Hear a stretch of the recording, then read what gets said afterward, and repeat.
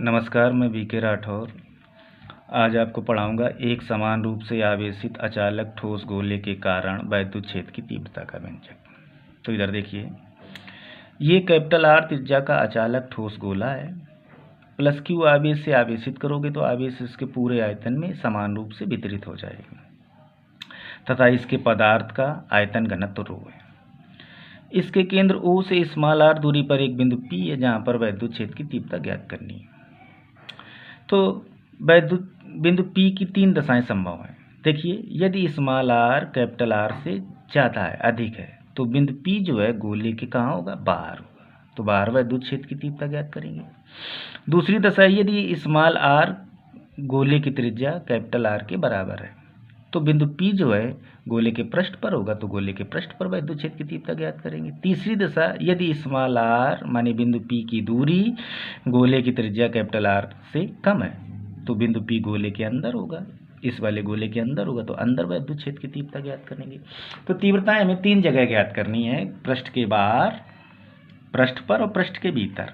तो ध्यान दें, पृष्ठ के बाहर और पृष्ठ के भीतर आप निकाल चुके हैं, आपको बिल्कुल वैसा ही करना है। क्या करना है ये देखिए, मैंने पढ़ाया था, ये देखिए, एक समान रूप से आवेशित खोखले गोले या गोली चालक के कारण वैद्युत क्षेत्र की तीव्रता का व्यंजक।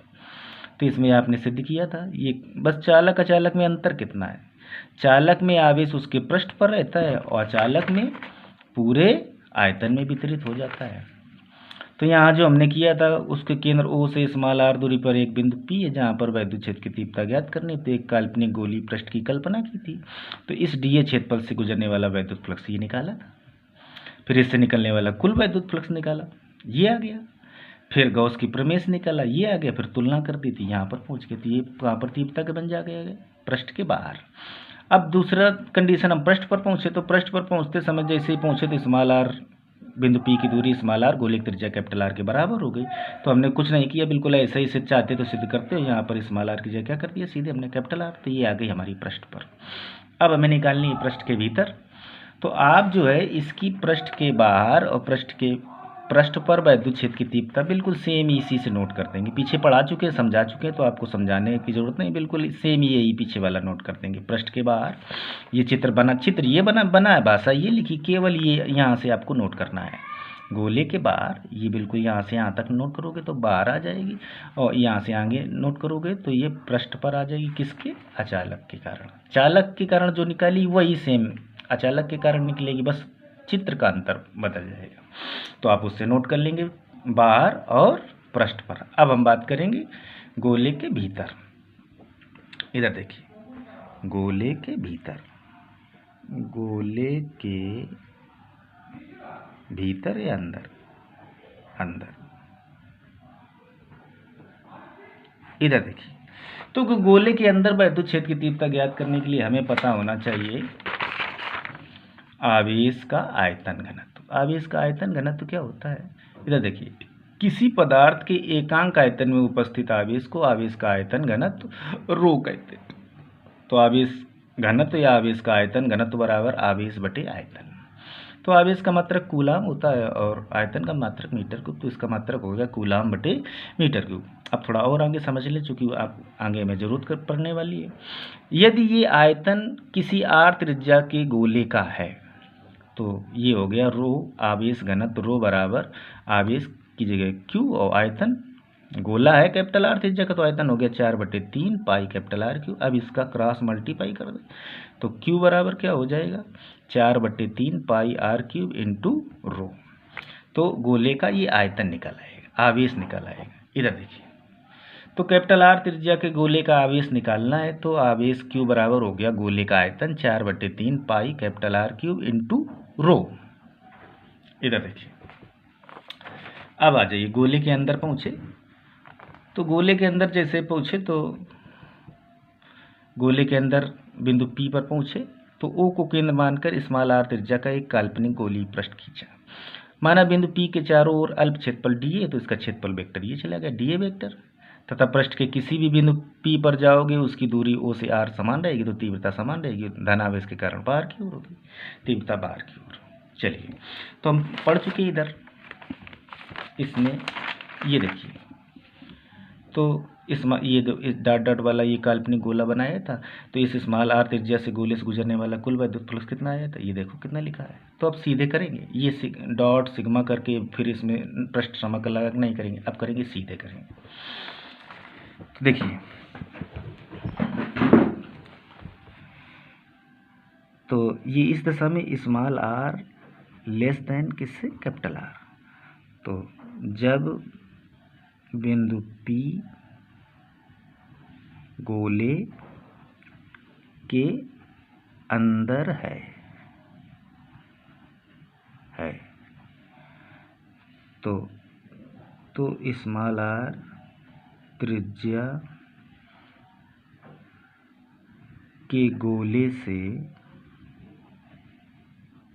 गुजरने वाला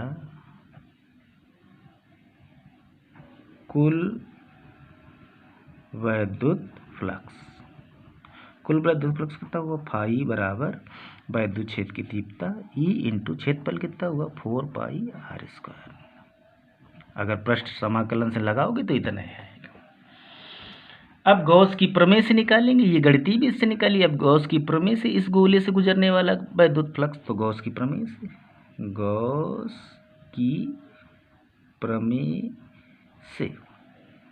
कुल वैद्युत फ्लक्स फाई बराबर गोले पर उपस्थित आवेश, ये माना पूरे गोले पर इस कैपिटल R त्रिज्या के गोले पर आवेश Q था, तो माना इस डॉट डॉट काल्पनिक गोले पर आवेश कितना है Q डैश, ये माना है Q डैश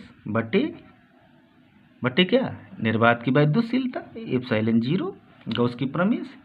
अब ये Q डैश हमने माना, इस Q डैश का मान हम कहाँ से लाएंगे, ये तो मान लिया इस वाले गोले पर आवेश Q डैश है, तो निकालिए। अभी हम पीछे बता चुके थे, इधर सेम इसी प्रकार से Q बराबर गोले का आयतन 4/3 पाई r क्यूब इंटू रो। तो अब इसका हम निकालने जा रहे हैं, इसका तो इस गोले का आयतन में स्मॉल r आ जाएगा। तो इधर देखिए, तो Q डैश बराबर गोले का आयतन कितना हो गया 4/3 पाई, त्रिज्या कितनी इसकी small r cube into rho. तो Q डैश बराबर 4/3 pi small r cube into rho का मान देखिए, इधर रो का मान देखिए, रो बराबर क्या हो गया Q बटे गोले की त्रिज्या कैपिटल R, यहाँ अपनी कैपिटल R त्रिज्या है, तो इस गोले का आयतन घनत्व कितना Q बटे 4/3 पाई r क्यूब। तो ये हो गया आपका Q बटे 4/3 पाई कैपिटल R क्यूब। देखिए क्या कट गया, तो ये 4/3 पाई से 4/3 पाई ये कट गया, तो Q डैश बराबर आ गया Q स्मॉल r क्यूब बटे कैपिटल R क्यूब। अब चलिए अपने यहाँ गॉस की प्रमेय में, तो फाई बराबर Q डैश का मान ये देखिए Q स्मॉल r क्यूब बटे एप्सिलॉन 0 और ये Q डैश वाला कैपिटल R क्यूब। ये तुम्हारा वैद्युत फ्लक्स आ गया गॉस की प्रमेय से। अब ये वैद्युत फ्लक्स गणितीय से आया, ये गॉस की प्रमेय से आया है। अब दोनों को बराबर कर दो, तो फर्स्ट बराबर सेकेंड, तो फर्स्ट कितना है E इंटू 4 पाई r स्क्वायर बराबर second Q small r cube बटे एप्सिलॉन 0 कैपिटल R क्यूब। तो देखिए इधर ये r स्क्वायर से क्यूब खत्म हो जाएगा, यहाँ पर एक घात बचेगी, तो E चाहिए, तो बाकी सब बटे में, तो 4 पाई बटे में आ गया, कितना आ गया, तो 1/4 पाई, और ये बटे वाला एप्सिलॉन 0, ऊपर क्या बचा Q, इस 2 से ये भाग में घट जाएगा, तो कितना बचेगा स्मॉल r, और बटे में क्या बचेगा, बटे में बचेगा ये कैपिटल R क्यूब। तो ये हमारा व्यंजक हो गया, कहाँ, गोले के अंदर। तो पृष्ठ पर और पृष्ठ के बाहर वही होगा जो चालक गोले के कारण पड़ा है, और भीतर बदल जाएगा, तो भीतर वैद्युत क्षेत्र की तीव्रता कितनी होगी 1/4 pi epsilon 0 Q small r बटे कैपिटल R क्यूब। ये स्मॉल r क्या है, स्मॉल r बिंदु P की दूरी जहाँ पर वैद्युत क्षेत्र की तीव्रता ज्ञात करनी, ये कैपिटल R गोले की त्रिज्या है। नमस्कार, वीडियो अगर पसंद आया हो तो इसे लाइक शेयर सब्सक्राइब करें तथा कमेंट्स जरूर डालें अपने कमेंट बॉक्स में। नमस्कार, धन्यवाद।